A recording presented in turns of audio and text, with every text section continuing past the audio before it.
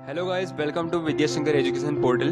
और इस वीडियो में आज हम बात करने वाले हैं अर्ली मेडिवल इंडिया के बारे में। यानी अर्ली मेडिवल इंडिया जो कि 700 एडी से 1200 एडी तक था, उसके बारे में हम बात करने वाले हैं। और इस वीडियो में हम बात करेंगे जो भी डायनेस्टीज थे उसमें जो भी इम्पोर्टेंट चेंजेस हुए इस टाइम पीरियड में, यानी 700 से 1200 एडी तक, उसके बारे में हम जानने वाले हैं। दोस्तों, जो ये मैंने इस वीडियो में बताया है, ये मैंने एकदम परफेक्ट नोट्स लिया है। यानी जो हमें वही पॉइंट्स मैंने लिया है, जो पॉइंट्स हमें पढ़ना है, जो हमें पॉइंट्स याद रखना है। मैं ज़्यादा डीप में मैंने नहीं बताया है, सिर्फ मैंने उसी पॉइंट ऑफ व्यू से बात किया है कि जो हमें एग्जाम में लिखना है, जो हमें याद रखना है। चलिए बढ़ते हैं अपने सबसे पहले डायनेस्टी के ऊपर, जो था पाटलिपुत्र।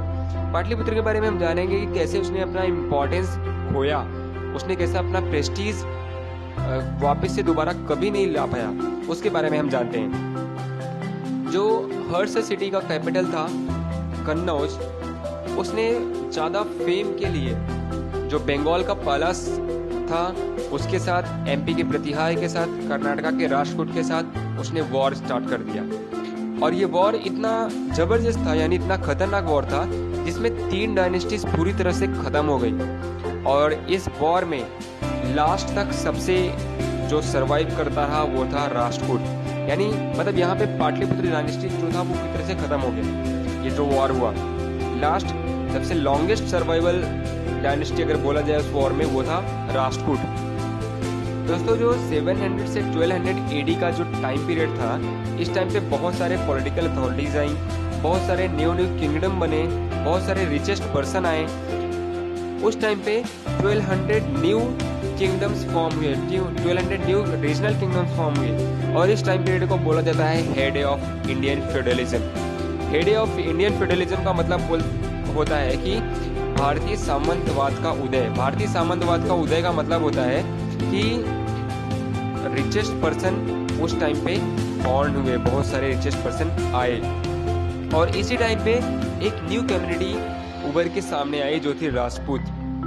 पृथ्वीराज चौहान के टाइम पे एक उनका कोर्ट पोएट था जिसका नाम था चांद बरदोई। उसने कुछ बुक्स भी लिखे थे, जैसे कि पृथ्वीराज चरित्र, पृथ्वीराज राजर्षो। उसमें उसने राजपूत के बारे में उल्लेख किया था कि जो राजपूत थे, ये माउंट आबू के पवित्र ज्वाला से जन्म हुआ था इनका। यानी माउंट आबू का जो पवित्र सेक्रेड फायर था, उससे इनका बॉर्न हुआ था। और ये राजपूत थे चौहान, प्रतिहार, परमार और सोलंकी। और इनको कहा जाता था अग्निकुल क्षत्रिय। अग्निकुल यानी अग्नि इनका कुल है, अग्नि से इनका जन्म हुआ है इन क्षत्रिय का। हम बढ़ते हैं आज के अपने दूसरे डायनेस्टी पे, यानी प्रोमिनेंट डायनेस्टी। यहाँ से स्टार्ट होती है प्रोमिनेंट डायनेस्टी। पहला तो था पाटलिपुत्र, दूसरा डायनेस्टी है हमारा राष्ट्रकूट। यानी इसे प्रोमिनेंट डायनेस्टी इसलिए बोला जाता है क्योंकि यहाँ से अलग अलग सभी डायनेस्टीज में चेंजेस होना शुरू किए, और ये लोग ने कुछ चेंजेस स्टार्ट किए अपने डायनेस्टी में। तो राष्ट्रकूट का जो रूलर प्लेस बोला जाता है वो है महाराष्ट्र और कर्नाटका। वैसे तो इनका रूलर प्लेस बहुत सारे हैं, लेकिन महाराष्ट्र और कर्नाटका इनका मेन रूलर प्लेस था। जो फर्स्ट कैपिटल सिटी इन्होंने बनाया वो था एलेचीपुरम, यानी प्रेजेंट टाइम पे जो है एलोरा। और सेकेंड कैपिटल सिटी इनका था मायकटक, यानी भी प्रेजेंट टाइम में जिसका नाम है मालखेड़। मेन इनका जो कैपिटल सिटी था वो था मालखेड़। और इस डायनेस्टी का जो फाउंडर था वो था दांती दुर्ग, यानी दांती दुर्ग ने ही राष्ट्रकूट की नींव रखी थी। राष्ट्रकूट डायनेस्टी का जो नींव रखने वाला था वो था दांती दुर्ग। और इसने ही जो एलोरा का फेमस दशावतार टेम्पल है उसे बनवाया था। यानी ये फाउंडर भी था और उसने उस टेम्पल को बनवाया भी था। फिर आते हैं कृष्ण वन, जिसने एलोरा का फेमस कैलाशनाथ टेम्पल को बनवाया है। दोस्तों, ऐसा बोला जाता है कि जो कैलाशनाथ टेम्पल है ये सिंगल रॉक पे बना हुआ है, यानी कोई भी एक्स्ट्रा रॉक बाहर से ले जाके उसमें ऐड नहीं किया है, सिंगल रॉक पे उसे तैयार किया है। फिर इस डायनेस्टी का जो फर्स्ट ग्रेट किंग था वो था ध्रुवा, और उसने ही कन्नौज को जीता था। और उस युद्ध में उसने प्रतिहार और पालास को हराया था और कन्नौज को अपने कब्जे में लिया था। फिर गोविंदा III, जो सेकेंड राष्ट्रकूट रूलर बोला जाता है, उसने कन्नौज को ऑक्युपाई किया था।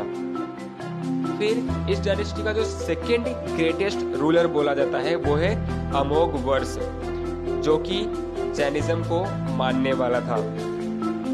और इस डायनेस्टी का जो सबसे लास्ट रूलर था वो था कारका, यानी कारका इस डायनेस्टी का सबसे लास्ट रूलर था। उसके बाद कोई भी रूलर नहीं हुए। राष्ट्रकूट डायनेस्टी एक ऐसी डायनेस्टी था जिसमें बहुत सारे फेमस केव्स टेम्पल बनाए गए, यानी ऐसे टेम्पल जो केव्स में बनाए गए हैं, यानी पहाड़ों को काट के बनाया गया है। इनके डायनेस्टी के टाइम पे कुछ टेम्पल जैसे कि इंद्र सभा और फोर्ट कैलासा जो कि एलोरा में है, जो कि बहुत फेमस टेम्पल्स हैं, वे बनाए गए। और इन्हीं के टाइम पीरियड में ग्रेट स्कॉलर भी, मैथमेटिक्स में ग्रेट स्कॉलर भी बने, जैसे कि महाविचार्य, जिन्होंने गणित सार संग्रह की रचना की है। वो बहुत बड़े मैथमेटिशियन थे। बढ़ते हैं अपने तीसरे डायनेस्टी के ऊपर, जो है प्रतिहार।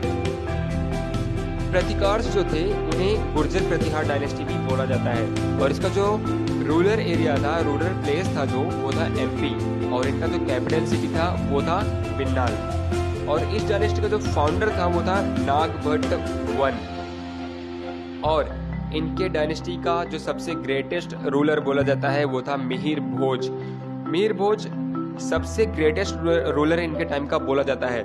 और ऐसा कहा गया है कि इसी डायनेस्टी के टाइम पे जो मिहिर भोज था, इसी के कालखंड में एक शेख सुलेमान अरब मर्चेंट ट्रैवलर था, जिसने इनके कोर्ट में विजिट किया था इनसे मिलने के लिए और कुछ मर्चेंट रिलेटेड बात करने के लिए।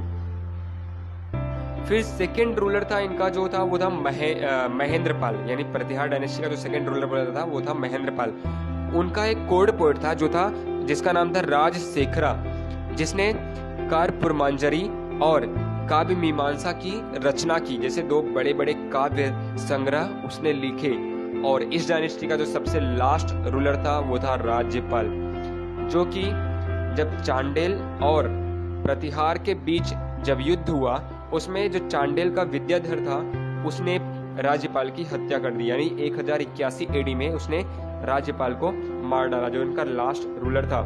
और ऐसा कहा जाता है कि जो ये राज्यपाल था वो बहुत ही डरपोक था, यानी उसके इसी डरपोकपन के वजह से महमूद गजनी ने कलिंजर फोर्ट पे आक्रमण भी किया था। तो दोस्तों ये था हमारे आज के 3 सबसे प्रोमिनेंट डायनेस्टीज। हम आगे अपने वीडियो में आगे के डायनेस्टीज के बारे में हम बात करेंगे। तो आप इस चैनल को सबसे पहले आप सब्सक्राइब कीजिए ताकि आने वाले डायनेस्टीज के बारे में आपको पता चले। और इस वीडियो को भी लाइक कर दें और जो बेल आइकन है उसे प्रेस करना नहीं भूलें, ताकि आपको इसके आने वाले डायनेस्टीज के नोटिफिकेशन आपको तुरंत के तुरंत मिले। और दोस्तों इस वीडियो को अपने दोस्तों को भी शेयर करें ताकि उन्हें भी इसका